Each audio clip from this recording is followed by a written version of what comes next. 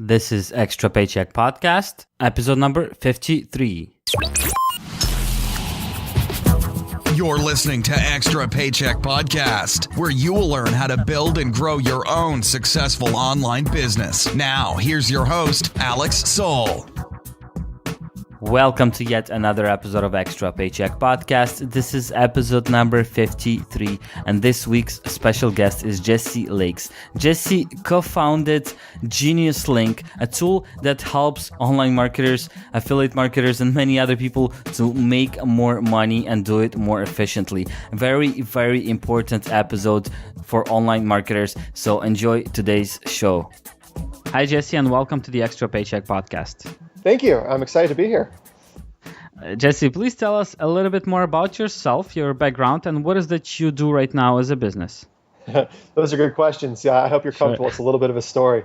I'll start with the second part first. Currently, I'm the CEO, co-founder and CEO of a company called Genius Link, and we're an intelligent link management space that has a lot of affiliate background.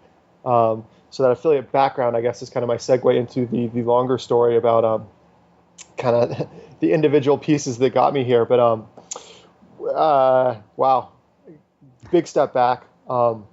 We started out initially building out websites for extreme sports soundtracks. My college roommate and myself. And it was ski movie music and cartoons. The idea is that you have these awesome videos that come out every year that's got this great scenes of skiing and snowboarding and surfing and whatever, and the soundtracks to them are really electrifying. But it was so hard to find those soundtracks online. So what I'd watch a bunch of these videos and take all the songs from them and look about on a website. And I was starting to use the iTunes and Amazon affiliate programs for those. And it was great. I was generating some revenue. It was kind of my first project. This was shortly after college, so 2006, 2007. It was kind of my first real web internet project that actually making some money. So kind of expanded that and did it for a couple years. Then I realized that even though I was getting this great growth, I had this nice exponential curve of growth for the websites. My revenue was really linear. I just was, I was making a little bit more at a time, but just nothing near that growth I was having. So about 2009, I realized, wow, all this traffic is international, but all my revenue is from the U.S. Something's going on, and that was the flash of inspiration for what became GeoWrite. Genius Link is an evolution of GeoWrite. So worked with my college roommate who was then at Microsoft to kind of build out this solution. While I was working on that, I actually ended up writing a book about the iTunes affiliate program because that was so key to the websites we were doing, and there was just no documentation. So I took all of my notes and put together this book. So then in the summer of, say, 2009, I sent a copy of this book off to some people I found on LinkedIn at iTunes. So sent an email saying, hey, by the way, here's the documentation you're missing for your affiliate program. Hope it is helpful for you. Mm-hmm. And they came back with very quickly afterwards with a bit of a cease and desist letter. They were not happy that someone they'd never heard of was writing this book. It was like 160 pages. There were so many notes, so much really cool information about the program that I'd just been able to come up with all this. They thought for sure it was lies and just misinformation. It was only going to make their life miserable. So we hop on a call, and this is with this woman, and the first 30 seconds are really polite and civil, and then the next 45 minutes, she's screaming at me and I'm screaming back and back and forth. But at the end of it, it was great. So the idea was, I wasn't going to publish until I was going to give them some time to review it to make sure that it was all good, accurate info. So that was good for me because I was getting it fact checked by someone. It was good for them because it allowed them time to make sure that it was actually good, legit information.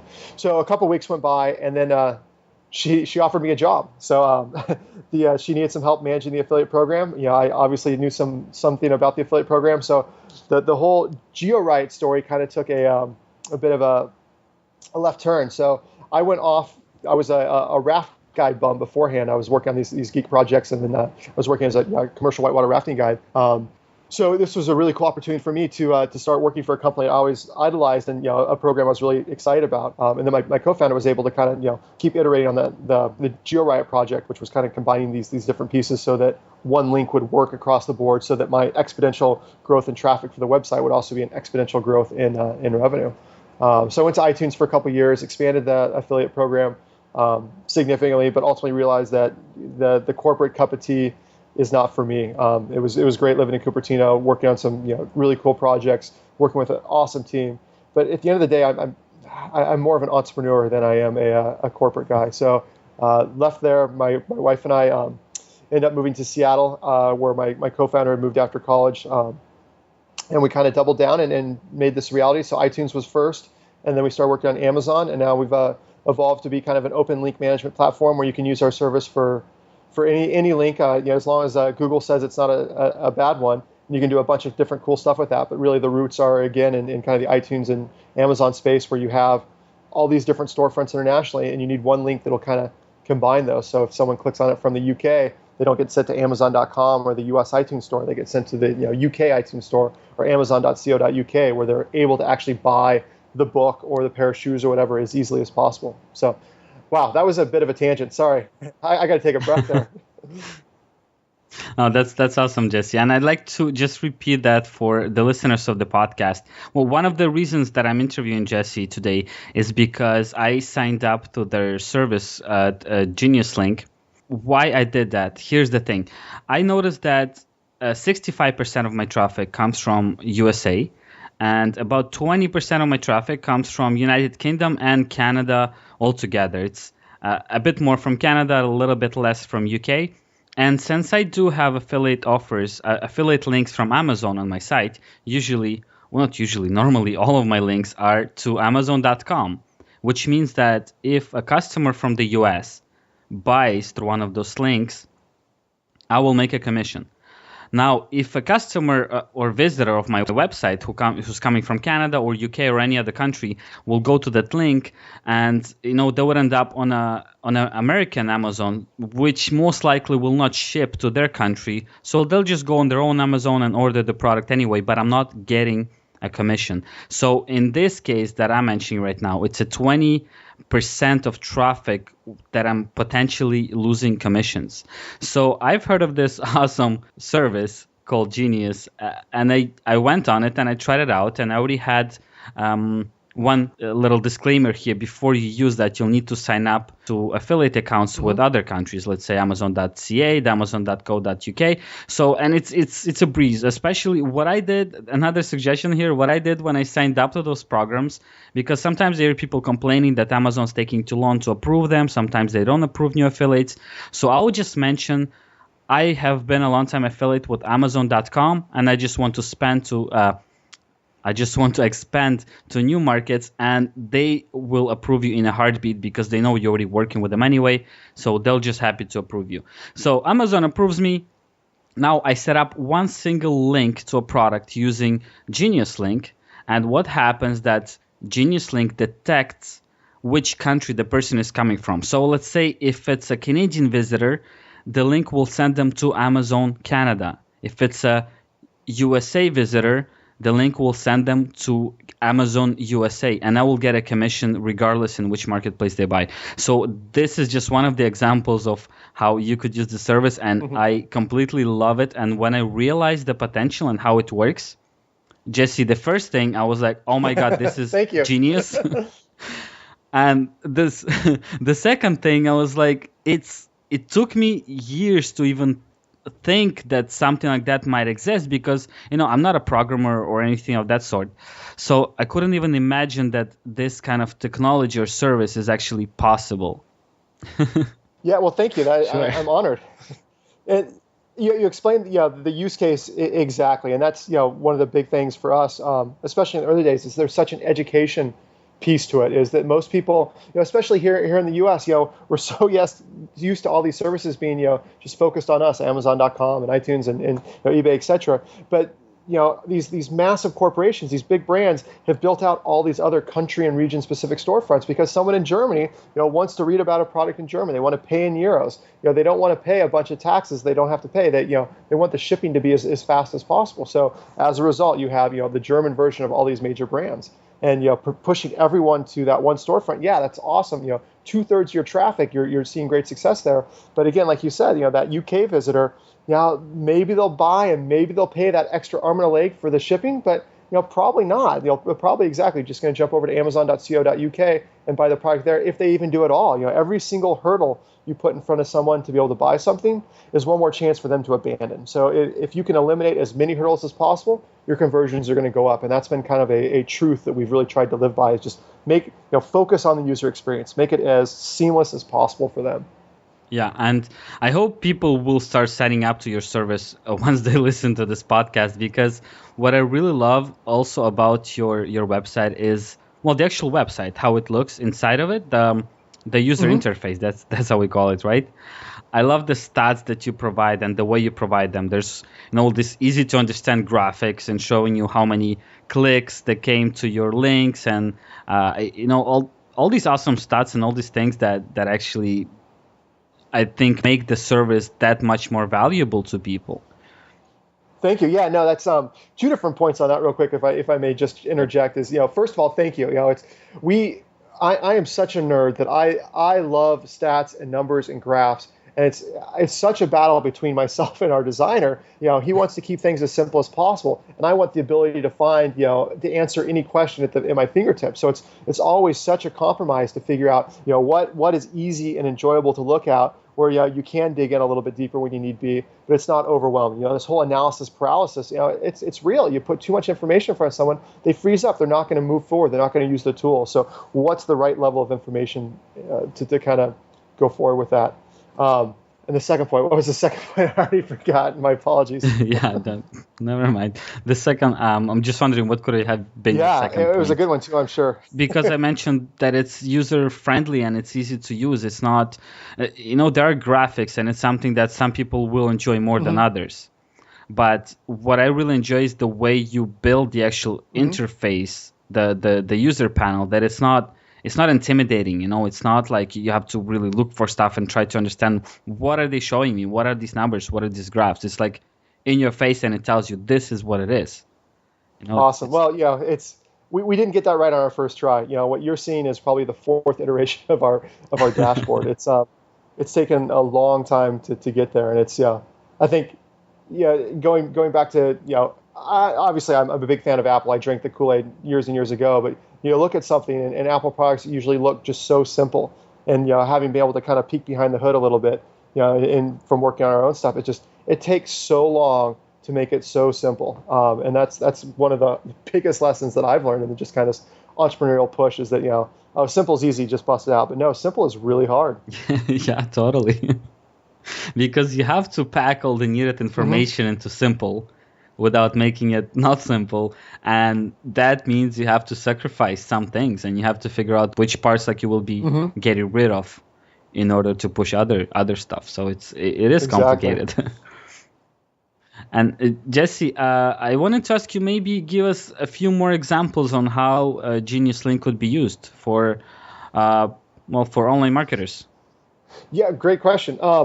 So again, we originally built it out for iTunes, and iTunes had this, it was a very fragmented ecosystem of different affiliate networks and different affiliate links, and slowly they've kind of cleaned that up, and we've helped them along the way. And then Amazon, right? Amazon has 14 different international storefronts. 12 of those have affiliate programs. You have to sign up for each one individually to earn commissions. Again, someone from Japan wants to buy from amazon.co.jp instead of amazon.com. So there's kind of those pieces. But as we were kind of building the solutions to those problems, we started to kind of iterate as well. So today's platform, we have this whole concept of advanced targeting. So instead of kind of relying on our logic to figure out, this product is that product in the foreign storefront, even though it has a different ID or whatever it may be, you can actually go in and assign things. And this is really interesting. Amazon may only be in 14 different storefronts, but obviously there's lots of other retailers in other parts of the world. So we're working with a major computer hardware manufacturer. And for every single country, they're able to define, what is the best place to sell that product. So when you get into, Europe, Amazon has 5 different storefronts, but there's a lot more than 5 different countries in Europe. So, in Poland, they want to send people here. And in Greece, they want to send people there. And, Sweden, the best storefront for them is here. So they're able to kind of compact all these different business logic into a single link. And they get pretty excited about that. On top of that, you can do some different rules as far as, if they're coming from a mobile device, you do it this way. Or you can gate it so that at a certain time, if it's some sort of offer, it'll go to a landing page. After a certain date, it'll go to the actual page and whatnot. So there's lots of different ways to kind of slice and dice how a link should react. It's really kind of based off of your audience. If you have a huge audience, across countries or across devices, across, whatever it may be, really paying attention to your whole audience is just going to make you so much more efficient, just like you're seeing now with your blog, with, the 65% US traffic. Great, you got 2/3 of them for that one out of every 3 person that's coming internationally. Now you're catering to them, and you're going to see your commissions are going to increase because you can focus on a bigger scale. So I guess that was just kind of one example, but we're constantly amazed with how people are leveraging our technology in unique and interesting ways. That's interesting, and I think what's going to be huge for places like Genius Link, it's I don't know if you've heard that Amazon is expanding to India. Mm-hmm. Amazon.in. Yeah, and that's apparently going to be huge, and they're expecting that this market will be bigger than US market. I'm not sure if that's gonna happen or when. Well, sorry to interrupt. They spent $1 billion within, I think, 18 months of opening up that store just to ramp it up, and it's crazy competition where Alibaba, I believe, is working with Flipkart. There's a couple big competitors there, and it's a really interesting situation too, because Amazon, because they're an international entity, I don't believe they can actually sell their own products, so that anything that's they buy in warehouse, it all has to be third party. So I think, paying close attention to what Amazon does in India is going to be really indicative of kind of how they tackle some of these other countries or other territories. But I completely agree. We've been paying really close attention to the Amazon India rollout. Yeah, and the thing is that I also see relatively a lot of traffic to my blog from India. I would say maybe up to 6%, 7%. And it's people that are looking into affiliate marketing, into online business. So all of these people, they will be, signing up as affiliates. I'm sure once the India rolls out affiliate program, I believe they don't have one. They do, but it's locked down. So this is something else. Sorry to jump in again. No, sure, it's interesting. Close attention. Yeah, so Amazon, so of the 14 storefronts, they have 12 with affiliate programs, and I believe it's 4 of them that you can only access with a local address. So because we're a US-based company, we're based here in Seattle, we're not able to access the Indian affiliate program because our business address is here in Seattle. So it's really limited specifically to residents of India, which is it's a pretty unique situation. I think that's it can be very beneficial as well. But it's the program seems to be going, but it is pretty well locked down. Yeah, I understand. But honestly, I think I think there is a chance it'll change. And I think there's a big change, but big chance that it will change. But I guess we'll just have to wait and see what's going to happen to that. For sure. And we've kind of watching along. So Amazon has also rolled out a store in the Netherlands and a store in Mexico. And it's really interesting to kind of see this progress where they start off as kind of a digital only store where they're only selling ebooks and music and apps. And then they roll out the physical products. And then it seems that after they roll out the physical products is when they roll out the affiliate program. So it kind of seems like it's a bit of an evolution. And after they roll out the affiliate program, hopefully they're going to open it up to be international in scope.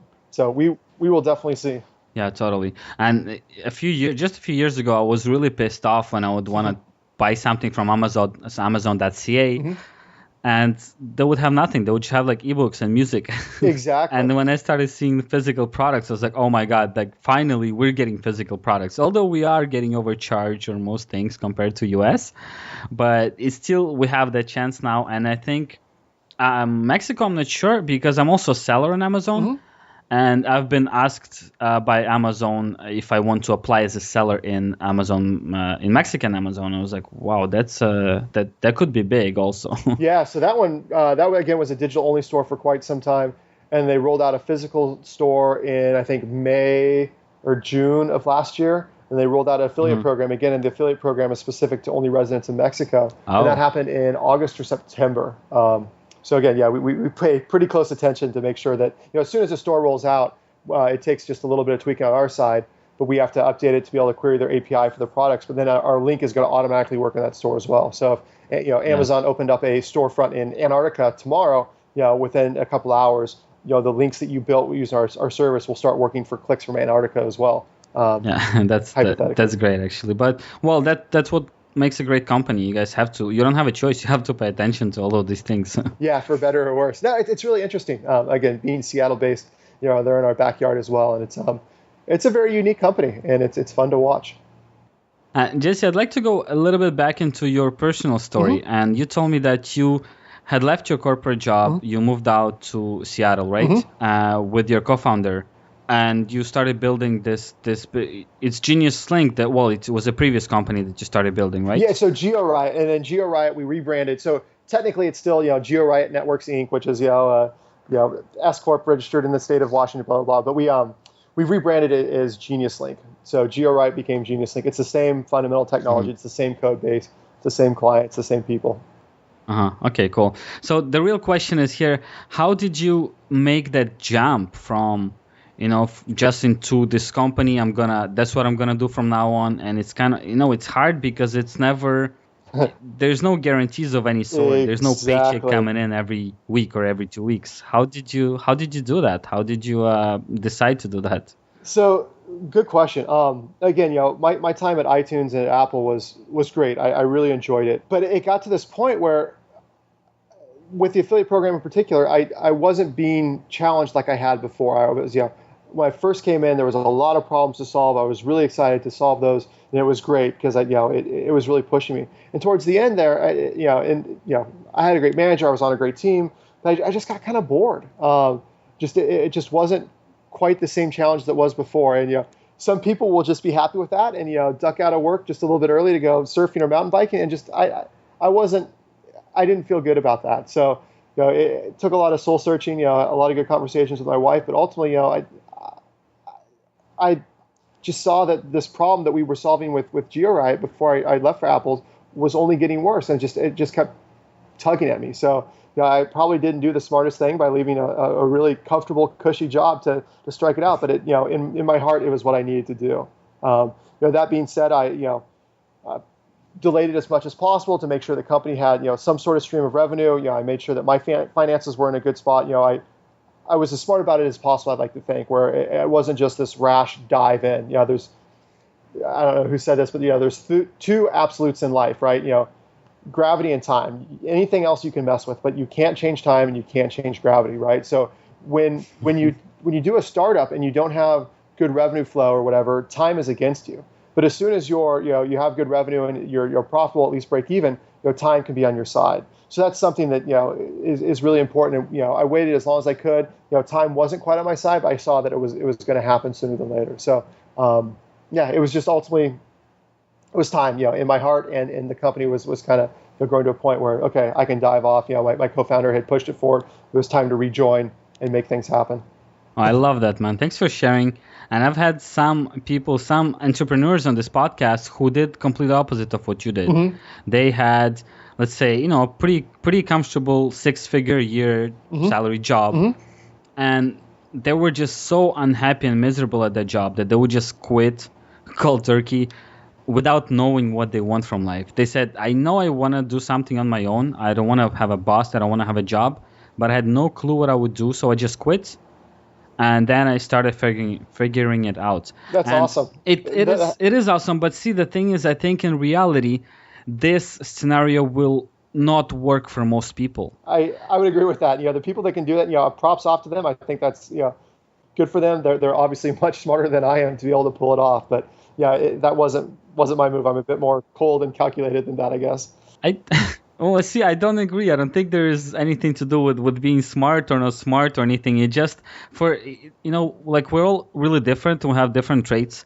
And for some people, that push of quitting the job and having no income, they're like, okay, now I really have to come up with something. And it forces them to think more creatively, maybe. Right? Whatever, for whatever reason. But I've had also people on my podcast that did the same thing as you did, which I think is, especially if you're enjoying your job, you don't hate it. You just know that you want to be an entrepreneur and work for yourself, but you don't hate your job and it's actually a well-paid job. Well, then you might as well keep the job while you're starting to work on your project, on your business, on the side. And once you see the light in the end of the tunnel and you have some kind of savings, or, you could assure that you could at least be able to eat and pay rent for the next few years, then that could be a good time to move on to, the next level in your life and quit the job. But once again, it might not be the best idea to just quit your job and start thinking, what are you going to do now? Yeah. So I hear it as the analogy of, jumping off a cliff and trying to build an airplane or trying to build a parachute before you hit the bottom, right? You have incredible pressure, and it's amazing what incredible pressure can do for you if you're that type of person. But I'm not that type of person. That stresses me out. So the proper preparation prevents piss poor performance, right? So making sure that I had all my ducks in a row beforehand was important for me personally. Everyone's different, but it was important for me personally, and it was important for my wife as well. So that was our path, and to each their own, of course. But I agree with you that I'm fond of the path that I took. Mm-hmm. That's awesome. That's good that you, thinking back, you don't regret doing things the way you did them. So that's a great thing. Yeah, it's love where I'm at, but you always looking back, it's always kind of a different thing. I'm sure most entrepreneurs will see this as well. As some days the grass is always green on the other side. Some days you couldn't be more excited to just bound out of bed and go conquer the world. Yeah. So Jesse, how long have you been working on Genius Link? So left Apple early 2012. Just about 4 years ago. Wow. Oh. That's crazy. Yeah, just about 4 years now. It's been a full-time focus. What did you mean? What do you mean by wow? I hadn't realized it had been that long. Wow. Time flies. Exactly. Just made that realization. No, because to me it's kind of the opposite. I'm like, wow, it's only been 4 years. Yeah, it's like a lot has happened. I know for some reason in my mind it was an older company, so that's what was like. Wow, only 4 years. That's actually not that much. Like you've achieved a lot in 4 years. Thank you. I've got some gray hair and I definitely feel it in my bones a little bit. But it's been great. It's been a hell of an adventure. All right, Jesse. So I'll tell you something that you might be interested in from a marketing point of view. How did I find great insight. Genius Link? I never told you. And I wish people told me where they find my products or my podcast and so on, because it always helps. So in my case, I was listening. Well, since I do podcasts and marketing, I listen to podcasts as well. And I read blog posts and stuff, of course. So I was listening to Pat Flynn's Smart Passive Income. And he dedicated like a portion of his episode talking about Genius Link. So, this is where I told you, it kind of hit me in the face that I would have never even imagined that something that exists. I'm not even sure I'm explaining myself correctly. I would never look for such a service as you guys provide because I wouldn't think it's possible to do, right? Exactly. So when Pat was talking about it in his podcast, I'm like, oh my God, this is, I was walking outside, so I paused the podcast and I just walked straight back home just so I don't forget about it. I re-listened to the last 5 minutes. I wrote it down. I was like, okay, this is the website. I need this service. This is amazing. And so the question from this comes, how do you guys market yourselves? See, for a marketing tech company, you really hit the nail on the head.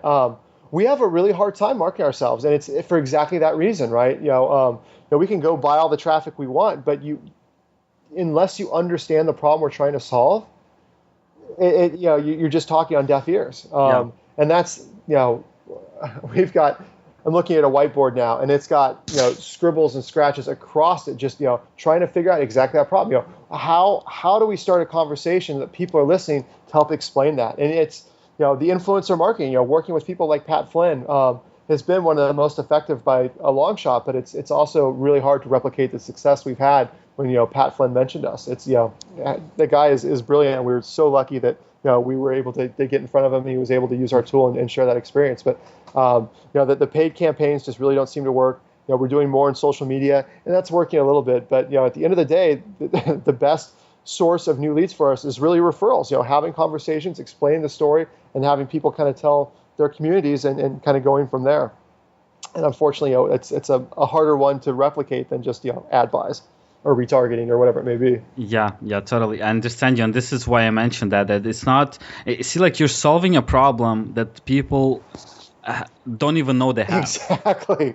Right? It's like you just, because I just settled with it. I'm like, well, mm-hmm. I know that I'm only going to get 60% or 65% of my traffic reaching the final destination, the USA affiliate link for Amazon, let's say, or for any other program for that matter. Mm-hmm. And I just kind of settle with that because there's nothing I can do about it. I thought of the I thought of the actual problem. I was like, wow, like, what can I do to redirect people to their local Amazons? But see, I never thought that there is a solution already. So it's a problem that I have, and I don't really know that I have it. So it was a good explanation that from your part, that it's hard to market something that people don't know they really need, actually. Yeah, and open question to your listeners. If anyone has any suggestions, I am all ears. I love hearing feedback, and it's I am not a great marketer. I'm a nerd that loves building loves building things, and it's been really challenging. So if anyone has any great ideas, would be happy to chat with them, and we're always listening. Awesome. And I think the ideas that you've pitched out there, the way you guys are promoting, I think this would be one of the most effective ways for you, maybe to work with influencers in, especially people that are related somehow to affiliate marketing. Well, what you did with Pat Flynn, I think that's what he mostly does, affiliate marketing, and most of his audience, I think pretty much everyone in his audience at least has an idea of what affiliate marketing is if they're not doing it. So that was a good thing you did. And, I have my audience who also knows what affiliate marketing is, and you can be sure that I'll be talking about Genius Link to everyone that, because I hang out in private online communities as well that are mostly concentrated on affiliate marketing, because that's what mostly I do. So, it'll be my pleasure to talk about it, because it's something that has to be shared. And I think it's, we miss out on so many commissions because we don't know there's a solution to that. Exactly. And so sorry. Yeah, go ahead.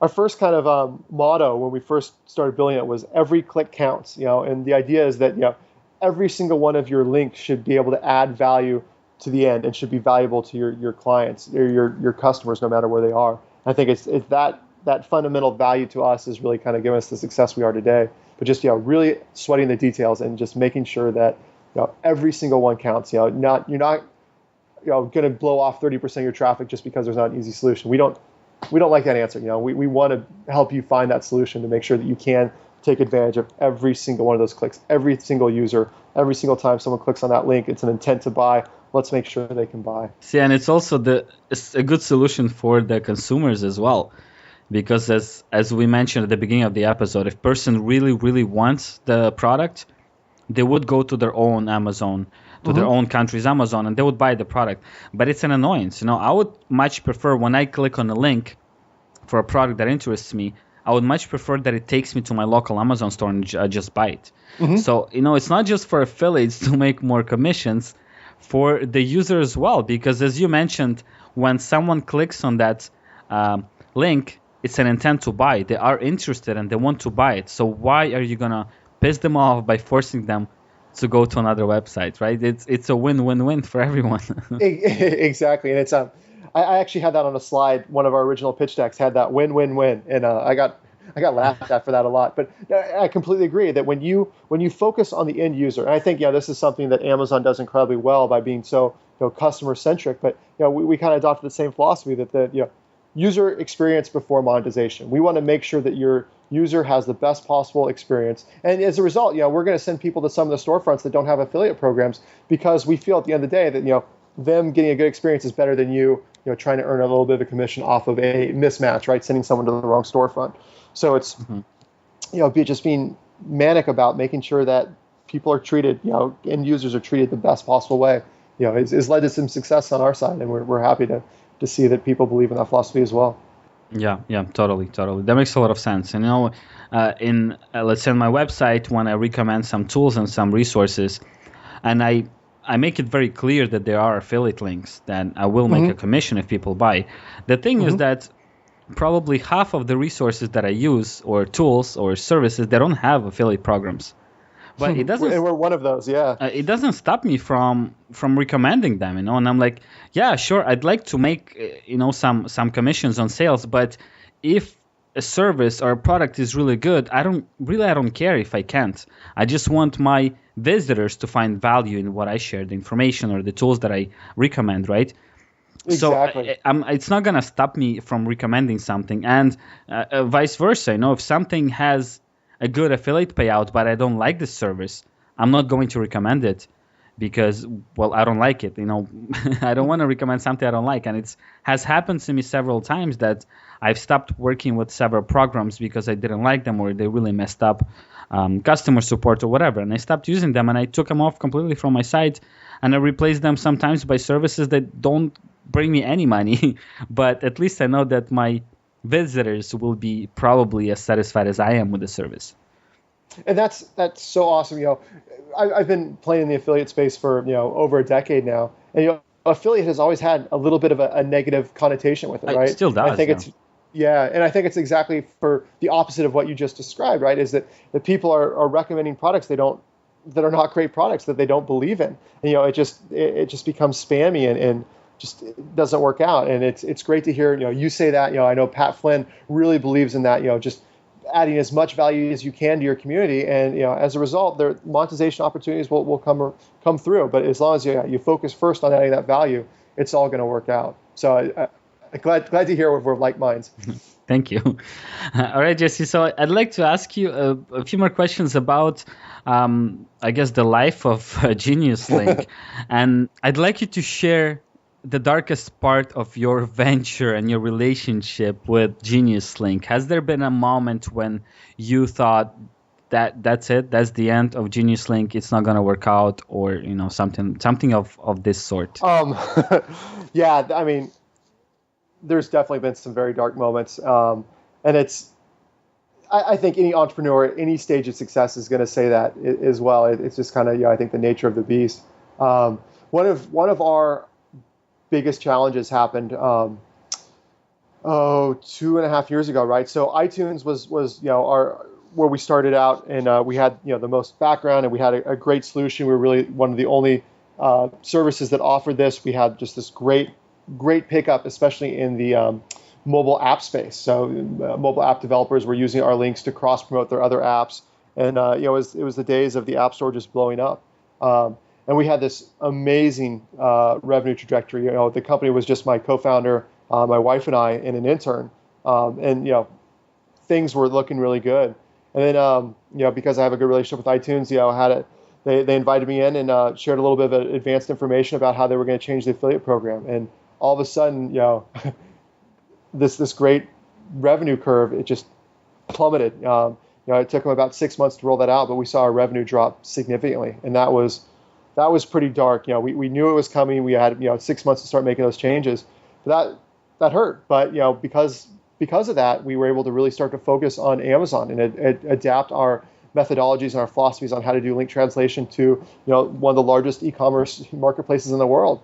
And it sucked, but I'm so happy with where we are now. It really forced us to get creative and step outside the box. We got honestly a little lazy because the iTunes side of things was just so profitable and so good to us. So even though it was really dark, it led to some of the best times. So I guess that's probably one good experience that I can share. There's definitely been some hard times as well. Just talking to vendors or talking to clients where it's something stupid happens or something changes and it's painful, and you have those fears of oh shit, what am I going to do? And then you take a deep breath, you go for a run, you go for a bike ride, whatever it may be. You realize, it's just one more step forward, 2 steps forward, 1 step back, maybe a couple steps to the side or whatnot. But, ultimately you are moving in the right direction. And if it was easy, everyone would do it. It's the hard parts, the dark parts that really make it rewarding when you look back on it. Yeah, thanks for sharing that. And this story makes me think of a book I read, I think in last year, by Ryan Holiday, The Obstacle is the Way. In this book, that's what he talks about. He says, take your obstacles, your roadblocks, and turn them into your advantage.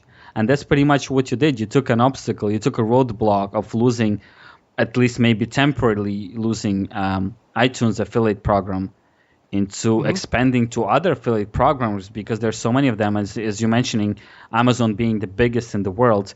It's really nice to hear how you actually turned a really dark moment into a really bright future. Yeah, and it wasn't easy, and there was a lot of swear words and I can only imagine pain along the way. But ultimately it was good. So on that same note, so I'm part of this group. It's called It's an EO accelerator. So Entrepreneurs Organization is a group, and I'm not in that group. Sorry, it's for entrepreneurs that have a very successful company, but they have an accelerator that we're a member of. And one of the exercises we just did in the accelerator I thought was really cool is you do your regular SWOT analysis, right? Strengths, weaknesses, which are internal, opportunities and threats, which are external. And on that external threats, when you get done with it, is the whole idea is to change those threats into opportunities, right? You see so-and-so or this is happening or whatever. How can you leverage that for an opportunity? And I love that mindset of just, seeing those problems and, what kind of creative spin, how can you flip that problem on its side to actually use that as a stepping stone to get ahead? And it's a hard exercise to do, but it was really beneficial for the whole team to do it together, and we got some really good stuff out of that. And it's something we're now doing on a regular basis, a semi-regular basis, and I definitely would encourage any entrepreneur to do it. But it's easier to do when it's not breathing down on you and you're not feeling the stress of it, and your life isn't caving in. Yeah, totally. I could only imagine when your company is at stake and you're like losing your income. It's a lot harder to think straight and be like, okay, let's calm down. And I could only imagine how hard it is. Right, and it's losing your income is one thing, right? It's it was so much easier when it was a small team, right? Okay, guys, we're going to go without a paycheck this month because things are tight. But when you actually have a team, there's multiple families that this company is supporting, and that's true. Yeah. That's when it's really stressful, and that's when for me at least, I can go without a paycheck for a while. That's fine. I've done it plenty of times before, but I got to make sure my team can eat, that they can pay their bills, they can pay their mortgage. They're looking to me, they're looking to this company to provide for them, and that's what gets me is just kind of that stressful piece where Anyway, I've gone off on another tangent. Sorry. No problem. Totally makes sense. And that's time to mention another book, The Hard Thing About Hard Things. I love that book. I've read it once and listened to the audiobook twice now. It's not amazing. Yeah, it's not really my style of book because it's really, sometimes it gets into technical details. Mm-hmm. But I would still suggest it to pretty much every entrepreneur and business owner, because the guy is often faced with really big dilemmas. Like, okay, we have no money. Our company has to do something. Do we fire people? And he talks about that. He's like, well, firing people is not that big of a deal. But when you realize that their families are kind of relying on you, mm-hmm. and it's anyway, great book. Absolutely. A great book, and I would suggest it. Yeah, and just to take that one step further, the whole concept of peacetime CEO and wartime CEO really resonated with me. And I've sat on both sides of that. It was definitely a peacetime CEO when the revenue was good with iTunes, and after we kind of dug out that hole, when we were battling that, when the revenue just dropped out because the iTunes change in the affiliate program, that was definitely the wartime CEO. So hats off to that guy. I really enjoyed that book. I can't recommend it more. Totally. All right, Jesse, as we're approaching the end of this podcast, I'd like you to share your most important, most crucial advice to any beginner entrepreneur. Oh, gosh. That's a good one, huh? Oh, it's a really good one. The most important, I would honestly go back to that whole time thing, right? Time and gravity, right? You can't mm-hmm. mess with either of those. So if you're going to start off and kind of push forward, make sure you have as many ducks in a row as you can. Nights and weekends. Time is on your side as much as possible. And then, once you are profitable or at least break even, that's really the time to kind of jump into it and really try to scale. So paying attention to time. Time can be your friend, time can be your enemy, but you have no control over it.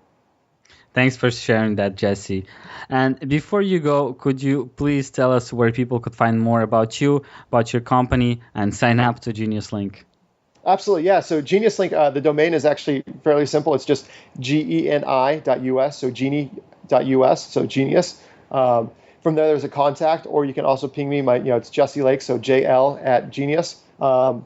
Hit me there, or LinkedIn, or Twitter. I'm pretty easy to find. It's me and it's some football player from Michigan State a decade ago have the same name. But Google us and you'll find us. So would love to hear from your readers, or from your community. Sorry, not readers, listeners. I love a good conversation. All right. Awesome, Jesse. Thank you so much for sharing your story, your tips, your advice, and thank you even more for running such amazing service that will help every affiliate marketer out there. Thank you for being on the show today. Absolutely. My sincere pleasure. Thank you. Thank you so much for tuning in to this week's episode of Extra Paycheck Podcast. As usual, I will be putting up show notes page at extrapodcast.com/53, where you will be able to find resources, links, and other things mentioned in today's episode. Also, head over to extrapodcast.com/iTunes in order to subscribe to the show, leave a rating and a review, which will help me tremendously. Thank you so much once again, and I'll talk to you next Monday.